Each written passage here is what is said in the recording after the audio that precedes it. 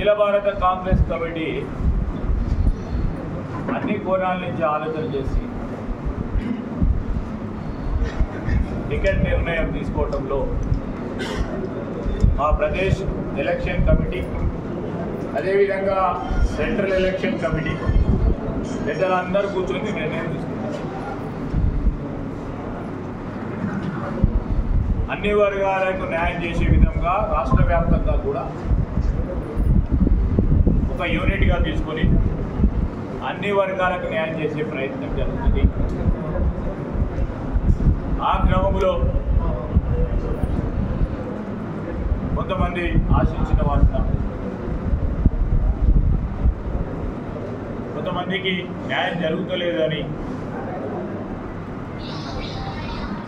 ఒక ఇబ్బంది ఉన్నా బాధ ఉన్నా వాటిని ఏ విధంగా పరిష్కారం చేయాలి అనే ఆలోచనతోనే పార్టీ పెద్దలు కూడా ముందుకు నడుస్తారు. యాసంగికి సంబంధించి వానకాలం సంబంధించిన పంట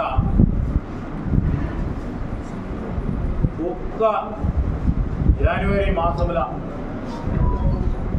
బస్తాకు ఒక్క గింజను కూడా కట్ చేయకుండా తరుగు అనే పేరు లేకుండా వారి ప్రభుత్వంలో బస్తాకి 4 కేజీలు 5 కేజీలు తీసింది తరుగు పేరిట.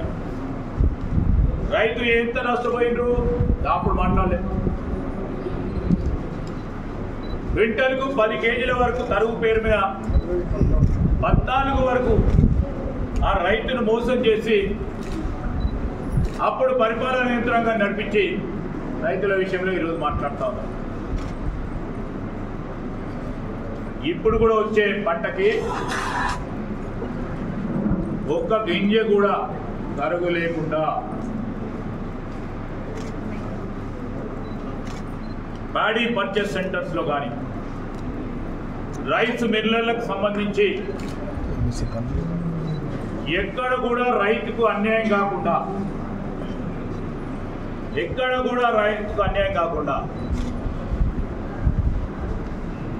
ట్రక్ షీట్ కూడా రైతుకు సోదరుడికి అందజేసే కార్యాచరణ పరిపాలన యంత్రాంగం తీసుకోబోతుందని సివిల్ సప్లైకి సంబంధించిన వారు తెలియజేయడం జరిగింది.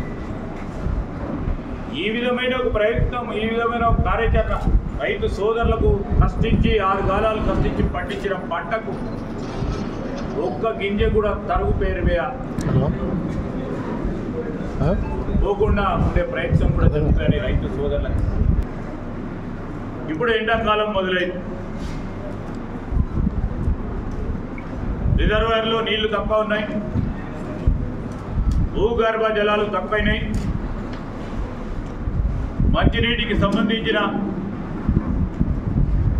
అంశంలో ఎక్కడ కూడా జిల్లాకు సంబంధించి ఏ గ్రామంలో కానీ ఏ వాడలో కానీ ఏ ఇంటికి కూడా ఇబ్బంది రాకూడదు అని ఆదేశించడం జరిగింది. ఈరోజు ఏమైంది? ఆగస్టు సెప్టెంబర్ మాసంలో నీళ్ళు రాలేదు, వర్షాలు పడలేదు.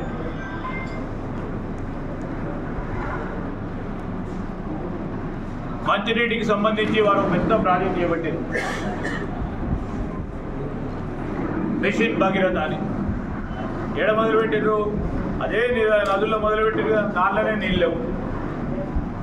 ఇప్పుడు ఏ విధంగా చెప్తారు? ఎందుకంటే గత 40-50 సంవత్సరాల నుంచి ప్రతి గ్రామంలో ఒక స్కీమో 2 స్కీములో ఆ స్థానిక అవసరాలను దృష్టిలో పెట్టుకొని స్థానికంగా ఉన్న వనరులతోని మంచినీటి సదుపాయం కల్పించడం, దాన్ని డీఫంక్ చేసిండు. ఇప్పుడు దాన్ని డీఫంక్ చేసిండు. నీళ్లు వర్షాలు పడలే, ఆగస్టులో వర్షాలు పడటంలో మీరు మొదలుపెట్టిన మిషన్ భగీరథకు సంబంధించి నీటికి సంబంధించిన అంశాల విషయంలో రేపు ఇబ్బంది జరిగితే ఓల్డ్ స్కీమ్స్ అంతా కూడా డీఫండ్ చేస్తే అక్కడి నుంచి నీళ్ళు రావాలి. ఓల్డ్ స్కీము పని చేయకుండా చేసింది. దీనికి సమాధానం ఎవరు చెప్పాలి? అయినా కానీ మేము చెప్తా ఉన్నాం, ఇప్పటికే జిల్లా యంత్రాంగానికి సంబంధించిన వారు ఓల్డ్ స్కీము ఎక్కడ వీలుంటే అక్కడ డివైడ్ చేయడానికి, ఎక్కడ అత్యవసర పరిస్థితుల్లో బోర్లు కావాలో అత్యవసర పరిస్థితుల్లో బోర్ల అవకాశం ఉన్నా మంచి రేటుకి ఎంతటి లేకుండా చేసే ప్రయత్నం చేయాలని మొన్న ముఖ్యమంత్రి గారు కూడా సమీక్షలో తెలియజేయడం జరిగింది. మేము చెప్తా ఉన్నాం, ఈరోజు వీలున్నంత వరకు శాయశక్తుల మానవ ప్రయత్నం మాకున్న వనరులతో మాకున్న ఆలోచనతో ప్రజలు ఇబ్బంది పడకుండా మేము చేసే ప్రతి యత్నం కూడా ప్రజలందరి భాగస్వామ్యంతో ముందుకు తీసుకెళ్లే కార్యాచరణ తీసుకుంటామని మనవి చేస్తూ ఉన్నాం. అదేవిధంగా ఇక్కడ రైతాంగ సోదరులకు సంబంధించి అనునిత్యం 4 గంటల నుంచి మా విజయ రమణారావు గారు, మా రాజ్ ఠాకూర్ గారు చీఫ్ ఇంజనీర్తో మొదలుపెట్టుకుంటే కిందున్న ఇంజనీరింగ్ విభాగానికి సంబంధించిన సిబ్బందితో మాట్లాడుతూ వీలైనంత వరకు నీటిని అందించే ప్రయత్నంలోనే ముందుకు నడుస్తూ ఉన్నాం. దీన్ని రాజకీయం చేసే ఆలోచనలో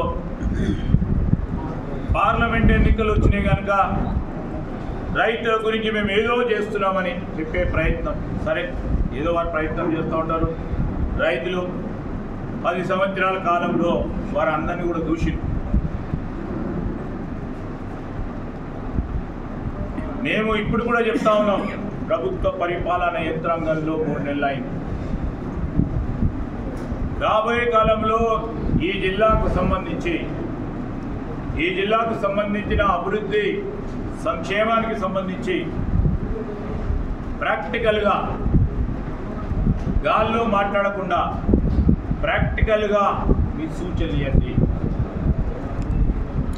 రైతులను ఏ విధంగా, రైతు పంటలకు సంబంధించిన ఏ విధంగా కాపాడే ప్రయత్నంలో, సరే ఈ 40 రోజులు మీరు రాజకీయం చేస్తూ ఉంటారు కావచ్చు, మేము శాశ్వత పరిష్కారం గురించి మేము చెప్పినాం.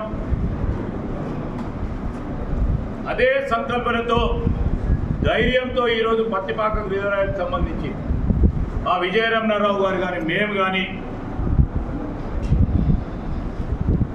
ఈరోజు మళ్ళీ అదే లిఫ్ట్ ఇరిగేషన్ స్కీమ్లో రాజ్ ఠాకూర్ గారు కానీ ఒక సంకల్పనతో వారికి చెప్తా ఉన్నాం.